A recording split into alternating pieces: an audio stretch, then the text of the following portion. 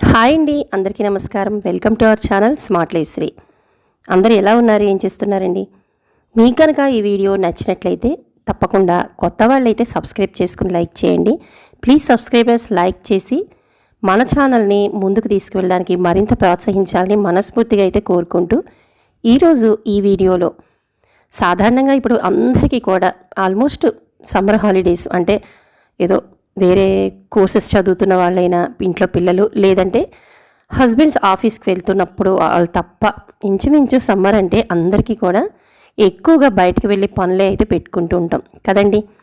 ఏదో 1-2 రోజులు అయితే ఇంట్లో ఉంటాం, కానీ ఊర్లు వెళ్ళే వాళ్ళు కానీ లేదు, లోకలే కూడా ఎంజాయ్ చేయడానికి కానీ, లేదంటే రిలేటివ్స్ ఇంటికి కానీ, లేదంటే ఏదైనా రిసార్ట్స్కి కానీ, లేదంటే ఏదైనా మంచి ప్రాంతాలకు కానీ, హిల్ స్టేషన్స్కి, ఇలా ఒకటేంటండి సమ్మర్లో వెళ్ళాలి అంటే చాలా ప్లేసెసే ఉంటాయి.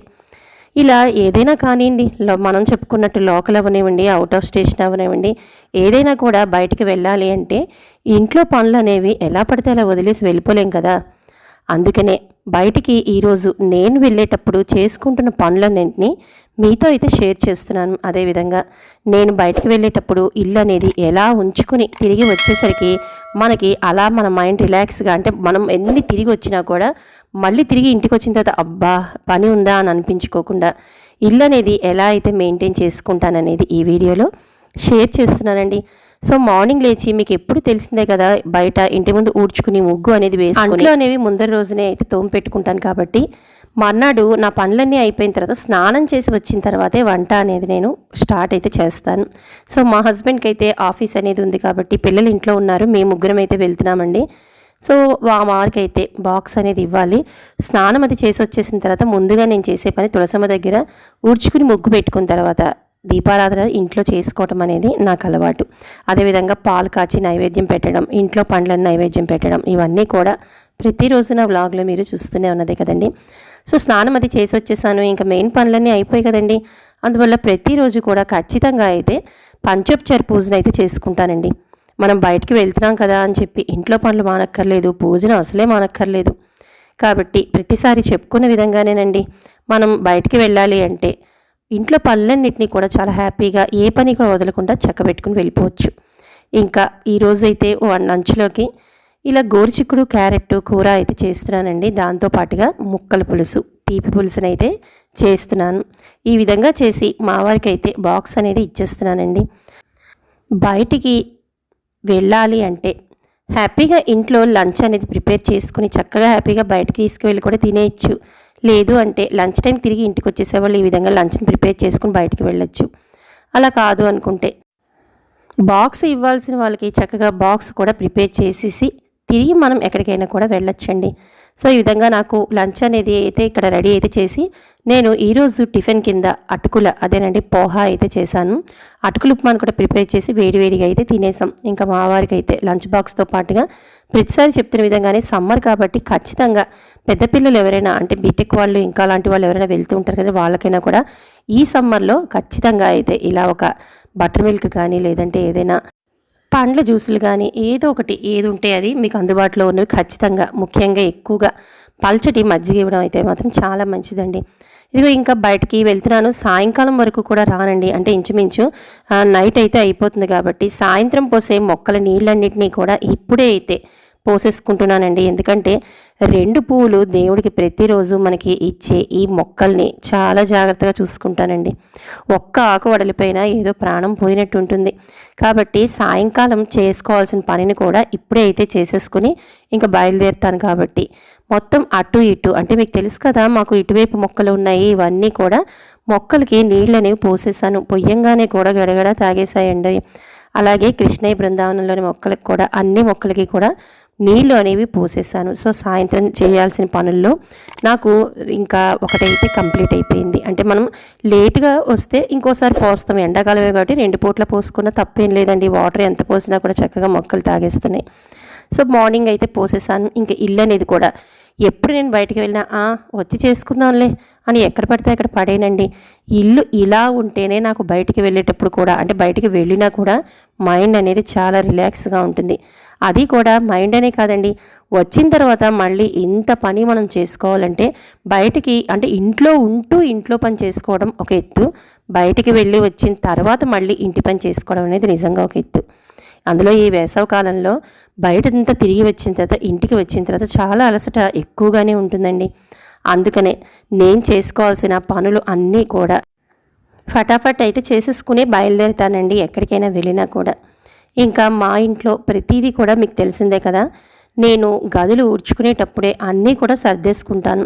ఎప్పుడైనా నాకు ఎక్కడైనా దుమ్ము కనిపించింది అన్నప్పుడు అక్కడికక్కడే దులిపేసుకుని తుడుచుకోవటం వల్ల నాకు ఇంచుమించు పెద్దగా, అంటే అలానే నాకు మరీ ఈజీ పనులని కాదండి, మీ అందరూ చేస్తున్నట్టే నాకు పని అనేది ఎక్కువగానే ఉంటుంది. కాకపోతే ప్లానింగ్ ప్రకారం ఏ టైంకి ఎలా చేసుకుంటాను కాబట్టే ఆ టైం ప్రకారం అలా అయితే అయిపోతాయండి పనులు. నాకు అందరిలాగే లేచిన తర్వాత వాకిలి ఊడ్చుకోవాలి, ముగ్గు పెట్టుకోవాలి, గదులు ఊడ్చుకోవాలి, అంట్లు తోముకోవాలి, ఇలా చాలా పని అయితే ఉంటుందండి.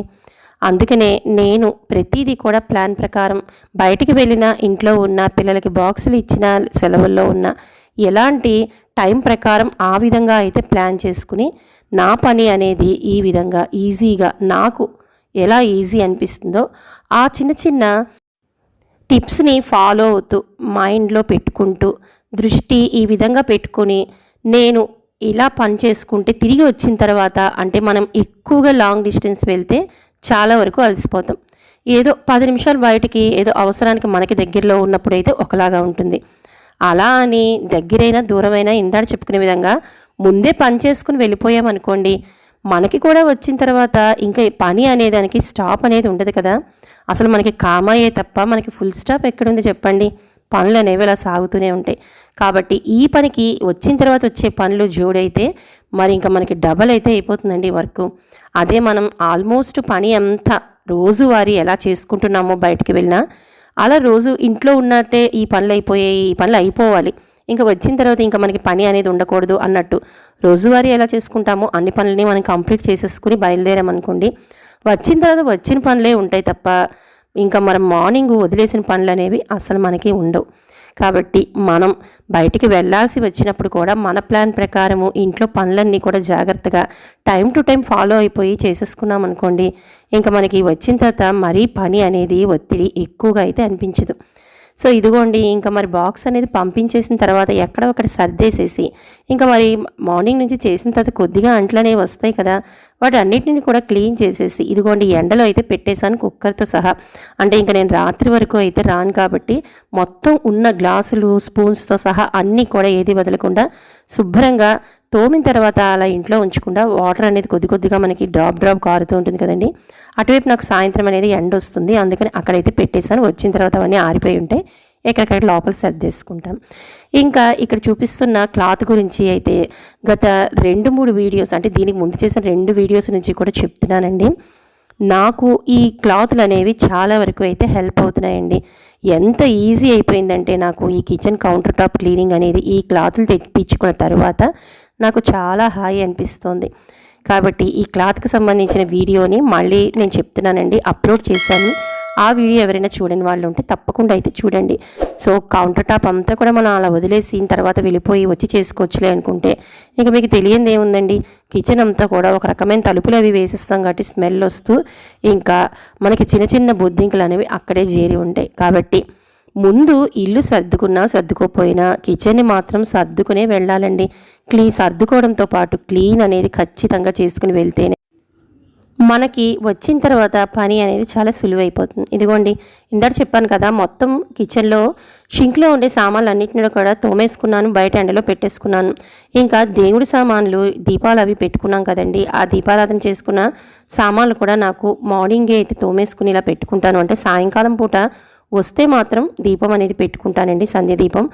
అందుకనే ముందుగా నాకు ఇలా ఉంటాయని చెప్పి నేను మంచిగా, అంటే అంట్లు అవి ముట్టుకోకుండా ఉండగానే ఇలా గాజు గ్లాసులు కానీ లేదంటే ఇలా దేవుడి దీపాలు కానీ ఇలాంటివి అయితే విడిగా అయితే పెట్టుకుంటానండి, వాటితో అయితే కలపను. కాబట్టి ఇలా తోమేసుకుని ఇక్కడ పెట్టేసుకుని అంట్లు అనేవి తర్వాత ఇలా క్లీన్ చేసుకుని బయట అనేది పెట్టేసుకున్నాను. సో ఓవరాల్గా నాకు కిచెన్ అనేది ఆల్మోస్ట్ అయితే ఇప్పుడు చూపిస్తున్నట్టే ఉంటుందండి. నేను దీని మీద కూడా ఒక వీడియో చేశాను. వంట చేస్తూ కూడా నేను ఏ విధంగా క్లీన్గా అనేది ఉంచుకుంటానండి. అంటే నాకు ఎక్కువగా వంట చేస్తున్నప్పుడు మనం ఎక్కడ పడితే అక్కడ పరిచేసుకుంటాం కదా, అలా అవసరం లేకుండా మనం వంట చేస్తున్నా కూడా మన కిచెన్ ఎప్పుడు కూడా క్లీన్గా కనిపించాలి అంటే నేను ఎలా విధంగా ఫాలో అవుతాను అనేది కూడా ఒక వీడియో అనేది చేశాను. చూడని వాళ్ళు ఎవరైనా ఉంటే మాత్రం తప్పకుండా మన ఛానల్లోకి వెళ్ళి ఓపెన్ చేసి చూడండి. ఇదిగోండి మొత్తం ఓవరాల్గా అయితే కిచెన్ అనేది ఈ విధంగా అయితే ఉంది. అందుకే ప్రతిరోజు కూడా మనం ఏ విధంగా క్లీన్గా ఉంచుకుంటామో బయటికి వెళ్తున్నప్పుడు కూడా ఇలాంటి చిన్న చిన్న టిప్స్ని ఫాలో అవుతూ ప్రతిరోజు ఏ విధంగా చేసుకుని వెళ్తామో అదేవిధంగా మనం బయటికి వెళ్తున్నాము అని అశ్రద్ధ చేయకుండా బద్దకించకుండా ఈ విధంగా మన ఇంటినే శుభ్రం చేసుకుని బయలుదేరామంటే, అందులోనూ సమ్మర్ కాబట్టి ఇందాక అనుకున్నాం కదండి, సమ్మర్ హాలిడేస్కి అయితే ఆల్మోస్ట్ అందరూ ఏదో ఒక ట్రిప్ వేస్తూనే ఉంటారు. ఒక 10 రోజులు అయినా కూడా మన ఇల్లు చెక్కు చెదరకుండా హ్యాపీగా వచ్చేసరికి ఇలాగే ఉంటుందండి. మహా అయితే కొద్దిగా ఏదో పైపైన, అందులోనూ తలుపులు మూసుంటాయి కాబట్టి పెద్దగా దుమ్ము అనేది చేరకపోయినా వచ్చిన తర్వాత 1-2 రోజులు హ్యాపీగా రిలాక్స్గా రెస్ట్ తీసుకుని మళ్ళీ మనం డస్టింగ్ చేసుకుంటే మన ఇల్లు అనేది మళ్ళీ మన పూర్వవైభవానికి వచ్చేస్తుంది. కాబట్టి మన ఇంటిని శుభ్రతతో పాటు ఎంతో సంతోషంగా కూడా ఉంటుందండి మనసు ఇలా చూసుకుంటే. నేనైతే బయటికి వెళ్ళేటప్పుడు 1-2 సార్లు ఈ విధంగా చెక్ చేసుకుంటూ ఉంటాను. ఏదైనా సోఫాలో పిల్లో పడిపోతే మళ్ళీ తిరిగి పెట్టుకోవడం కానీ, బయటికి అడుగు పెట్టేంత వరకు కూడా ఇల్లు అనేది చాలా చక్కగా ఇలా అయితే మెయింటైన్ చేసుకుంటూ బయటికి వెళ్ళాల్సి వస్తే నేను మొత్తం సర్దేసుకుని ఈ విధంగా వచ్చిన తర్వాత మాత్రం రిలాక్స్గా హాయిగా అయితే నాకు మానసికంగా అనేది అనిపిస్తుందండి.